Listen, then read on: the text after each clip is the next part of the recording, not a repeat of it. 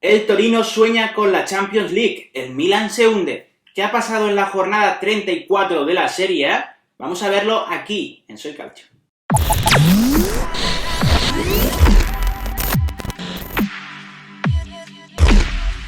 ¿Qué tal, amigos y amigas del canal, amigos y amigas de Soy Calcio? Bienvenidos un nuevo lunes a un nuevo repaso de la jornada, en este caso jornada 34 del campeonato italiano. Es cierto que nos quedan dos partidos.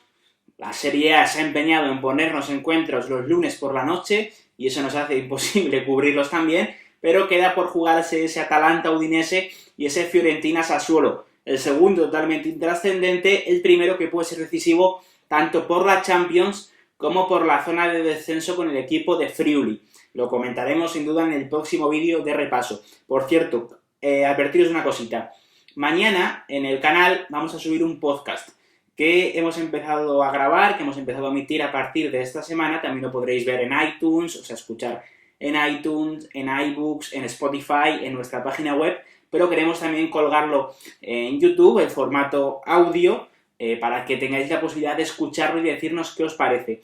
Es un podcast que se va a llamar Fratelli de Italia y que va a contar la intrahistoria de personajes o de aficiones o de clubes bastante notorios del calcio. Empezaremos mañana con la figura de Giorgio Chiellini, que tiene mucho de lo que hablar y esperemos que os guste. Pero sin más, nos metemos ya de lleno en lo que ha sido la jornada 34 del campeonato italiano.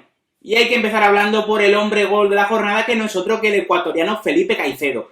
Un partido increíble, el de teóricamente suplente de Ciro Immobile, que esta vez fue titular, no estaba en el ariete italiano, y prefirió Simone Inzaghi colocar al ecuatoriano junto a Joaquín Correa en la complicada visita de la Lazio al campo de la Sampdoria. Era la última opción que tenía la Sampdoria de meterse en pelea por Europa y la gran opción de la Lazio, de una Lazio que venía de meterse en final de Copa Italia, de meterse de lleno en esa pelea por la zona Champions. Lo consiguió, ganó 1-2 en el Luigi Ferraris y lo hizo con doblete de un Felipe Caicedo que está completando una temporada fantástica. Si tenemos en cuenta que es el segundo delantero centro del equipo, sus números son muy buenos. Además, sobre todo desde el mes de febrero. Desde entonces encarrila 9 titularidades en Serie A y en esas 9 titularidades ha conseguido 7 goles. O sea, números fantásticos para el delantero ecuatoriano. En el global de la temporada son 9 goles y 4 asistencias para el delantero de la Lazio, es decir, participa en un gol cada 138 minutos. No está nada mal, siendo sinceros, y comparándolo con otros jugadores. No está nada mal para un jugador que no es el titular o no es la principal baza ofensiva de una Lazio que la verdad aspira a todo esta temporada. Podría ganar la Copa Italia y meterse en Champions, y ahí sería o ha sido muy importante la figura de Caicedo para conseguir estos objetivos.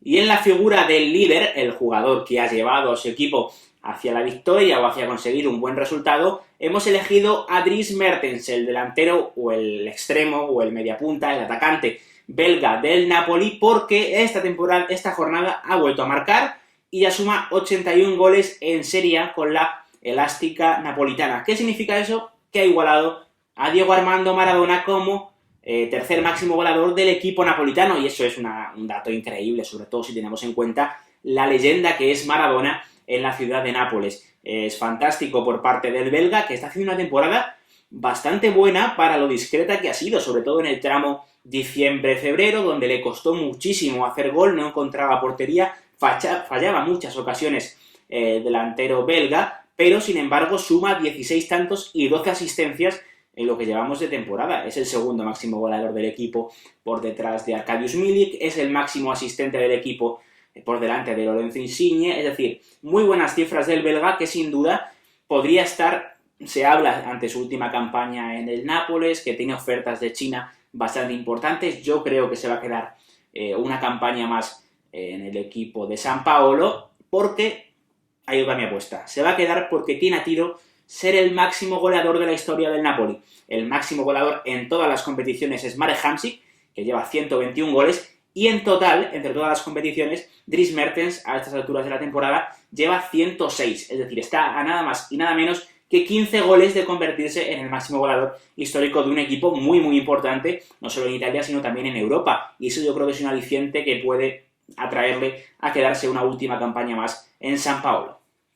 En cuanto a la figura del muro, del mejor portero de la jornada, hemos elegido a Antonio Mirante, el guardameta de la Roma, que hemos querido premiarle, la verdad, porque se ha convertido en titular, ha desplazado a un discreto, incluso decepcionante, Robin Olsen, que llegó esta temporada para suplir a Alisson y ni mucho menos lo ha conseguido, y sin embargo Antonio Mirante a sus 35 años, ahora que Ranieri está apostando por él, pues lo está haciendo bastante bien. Ha sido titular en los últimos 5 partidos de la Roma y ha encajado únicamente 3 goles en esos 5 partidos. Está favoreciendo, luego hablaremos de la Roma, pero está favoreciendo a que el equipo capitalino se esté metiendo de lleno y tenga muchas opciones de meterse en la próxima Champions League, y buena parte de culpa es que Mirante está siendo un seguro en la portería. Así que su parte de culpa o su parte de beneficio, de factor clave en esta ecuación, se la vamos a dar al veterano portero italiano.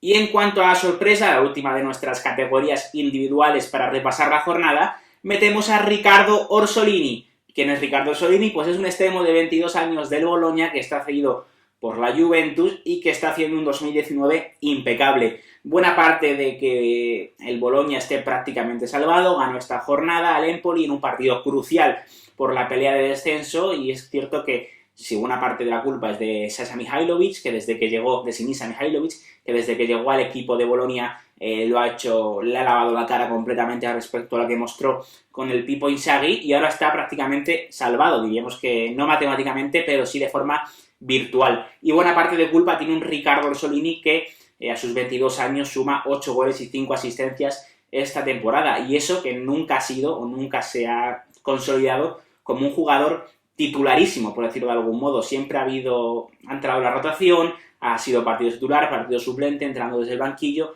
etcétera, etcétera, pero no ha sido un jugador titularísimo en el Bologna, y sin embargo muy buenos números de un jugador que llegó en 2017 a la Juve, pagó el equipo de Turín 6 millones de euros al Ascoli por él, y que es cierto que no tiene hueco, yo creo que no tiene hueco en un equipo tan grande como la Juventus, pero que en un conjunto de media-alta tabla, como es el caso del Bologna, o podría ser en un futuro, hablemos de Sampdoria, hablemos de Torino, que está haciéndolo muy bien, hablemos de Atalanta incluso, pues podría tener un lugar bastante respetable nuestro, desde hoy, apadrinado Riccardo Orsolini.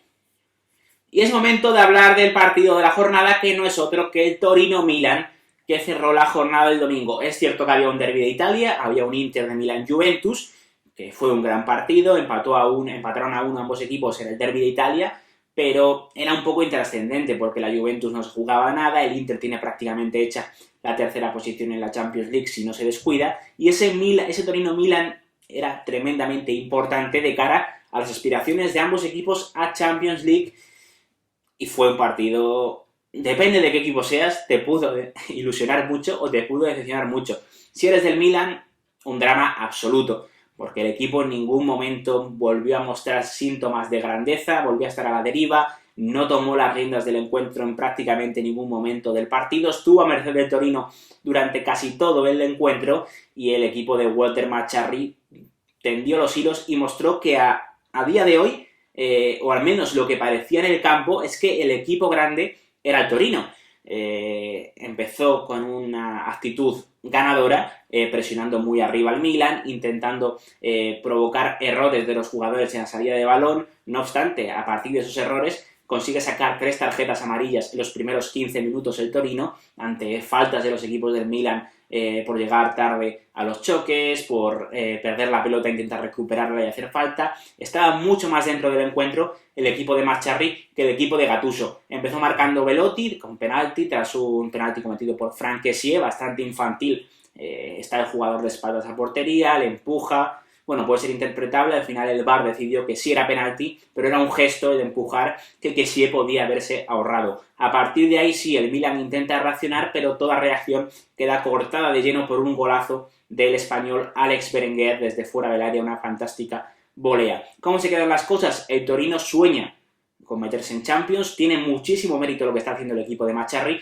es el tercer mejor equipo de Italia en este 2019, solamente por detrás de Juventus y Atalanta, y esto es objetivo, contando puntos, es el tercer equipo que más puntos suma de Italia, y eso es una cosa increíble para un equipo que seguramente a finales de 2018 quizás soñaba con meterse en Europa League, y ahora tienen opciones reales de meterse en Champions. Es increíble lo de este Torino. En cuanto al Milan, es todo lo contrario, es un equipo sin alma, que fue eliminado la pasada semana de semifinales de Copa Italia por la Lazio, en un partido también muy malo del equipo de Gattuso. Volvió Paquetá en este partido contra el Torino al medio campo, pero todavía le falta ritmo al brasileño. Optó por meter a Cutrón en lugar de Piontek y no le funcionó porque, como había pasado con Piontek en los últimos partidos, Cutrón estuvo totalmente solo en la punta de ataque, nadie conectaba con él. Era una auténtica quimera que pudiera hacer algo si le llegaba 1, 2, 3 balones en toda la primera parte. Es decir, un Milan sin ideas que sucumbió ante un Torino que sueña con la Champions. Y para acabar, es momento de hablar del equipo que está más en forma y del equipo que está menos en forma. En la primera opción hemos elegido a la Roma. ¿Por qué? Porque un equipo que estaba prácticamente desahuciado cuando pasó el drama de Monchi, el drama de Di Francesco, que parecía que todo iba a la deriva, que se había acabado la temporada después de la eliminación que en Champions League contra el Oporto, pues parecía que la Roma incluso no se iba a meter ni en Europa League. Y sin embargo, a día de hoy están peleando por meterse en la próxima Champions. Ha conseguido encauzar el rumbo un Claudio Ranieri, que a base de experiencia y a base de recuperar a algunos jugadores ha conseguido meter a la Roma otra vez en la dinámica ganadora. Por ejemplo, este fin de semana, un Javier Pastore que estaba prácticamente desaparecido, que no había sido titular en Serie A desde septiembre, o sea, una burrada por un jugador que pagó la Roma en verano 25 millones de euros, y este fin de semana jugó y marcó un buen gol el argentino. Es decir, está intentando recuperar jugadores. Yo sigo pensando que no va a seguir Ranieri de cara a la próxima temporada, que es simplemente un parche. De hecho, el deseo de la Roma es fichar a Antonio Conte como entrenador Gianluigi Rossi, pero bueno, si consigue meterse en Champions, chapó por Ranieri, que está haciendo realmente bien en la Roma. Y por último, en el equipo menos en forma hemos cogido a una Sampdoria que después de perder este fin de semana contra la Lazio se despide definitivamente de los sueños europeos. Suma 3 puntos en los últimos 15 puntos, o sea, de los últimos 15 puntos ha sumado únicamente 3, y así obviamente no te puedes meter en la pelea por Europa League ni siquiera. Es cierto que Fabio Quagliarella sigue haciendo goles, no con tanta continuidad como los hacía antes, suma 23, volvió a marcar este fin de semana, pero ha tenido muchos bajones de rendimiento de algunos jugadores que estaban siendo claves. El belga Dennis Praet, por ejemplo, estaba rindiendo muy bien, este último mes no ha estado al mejor rendimiento. Gregor de Frel tampoco está encontrando portería. Gastón Ramírez se fue expulsado este fin de semana. Hay jugadores que les está costando volver a encontrar su mejor forma, pero es normal. Al final, que la Sampdoria pudiera competir con los grandes de Italia era prácticamente una quimera, ¿no? Lo que está haciendo el Torino es increíble, y que lo pudiera igualar la Sampdoria era muy, muy, muy difícil. Y hasta aquí nuestro vídeo de repaso de esta jornada 34 de la Serie A. Queremos que nos comentéis aquí debajo qué es lo que más os ha gustado, qué os ha parecido el triunfo de Torino, la derrota del Milan, si creéis que el Inter tiene ya hecho el tercer puesto, y por supuesto, estad muy atentos porque mañana vamos a publicar ese podcast también en YouTube. Es un contenido diferente que publicaremos los martes cada 15 días con un protagonista diferente. Yo creo que os va a gustar mucho, sobre todo si estáis atentos, si lo ponéis de fondo mientras estáis cocinando, mientras estáis estudiando algo, etcétera, etcétera. Yo creo que os va a gustar bastante. Así que nada, estad muy atentos, suscribíos al canal y activar la campanita.